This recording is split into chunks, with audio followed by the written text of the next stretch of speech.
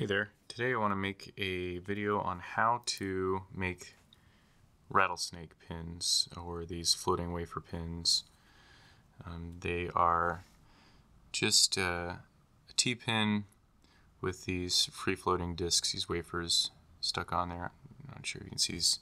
So they move around freely on the T-pin, so they give you some nice confusing feedback because they move laterally, so you get some asymmetry. The binding order can change depending on how the pins are sitting. I couldn't find a short, concise video on how to make them. I just kind of taught myself how to do this a couple days ago. So here we are. What I'll be using is the same as all my challenge locks. I'm going to be using a Dremel, a razor saw. This is 52 TPI. We've got some files, 600 grit sandpaper for breaking burrs. The brass rod stock is 3 millimeters, tweezers, a drill bit. This one, it's going to be a 5/64 drill bit, also 1.9 millimeters. And then finally, something I don't usually use is calipers. I'm using them on this just because it makes things a little faster, a little easier. I know the dimension that I want to file down to, and so I can just measure instead of guessing and checking. Okay, without further ado, let's get started. Okay, so the first step is to just drill a hole down the center of this brass rod. So I square it off and then come in with the drill bit and just some pliers. I have the speed set to, I'm not sure the actual RPM, maybe 10,000 or so. Not too fast, not too slow, just kind of work it through. Then the next step is to thin down the outer diameter a bit. I'm aiming for about 2.8 millimeters.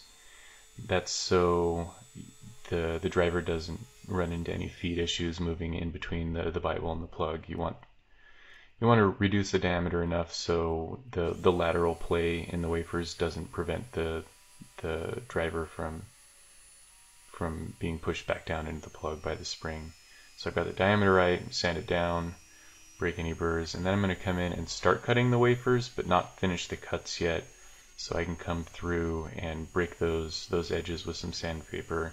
I try and do as much of my sanding as I possibly can while it's still spinning, and that way I have much less work to do by hand at the end. And so now I have the Dremel set to the absolute lowest speed, and I'm cutting very gently and trying to catch those.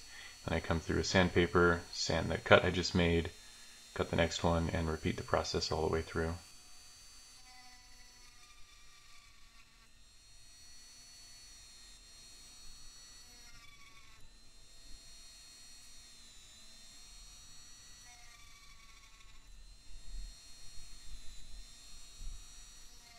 It's time to make the T-pin. Again, just flatten it off and then bring the diameter down. I'm aiming for something a little smaller than 1.9 millimeters, maybe about 1.8, 1.75, something like that. So here I get it pretty close, and then I go and test, and you can see that little bulge there in the center. I just need to knock that down, and then it's good to go. And then I will come in with some sandpaper and just give it a final sanding, and then cut it. And then of course the camera stopped recording for some reason, so after I finish this cut, I break it off and then spin it around and clean up the top of the driver as well. Now it's time to just sand, or just file the inside on.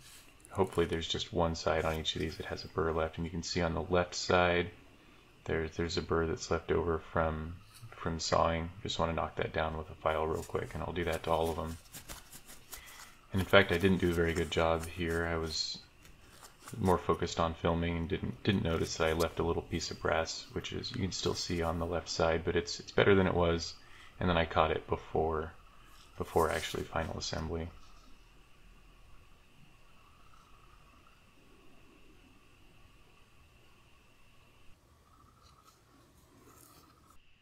Now it's time to just stack them on and pin it down. I'm just using a drill press vise, but you can use any sturdy base as your anvil.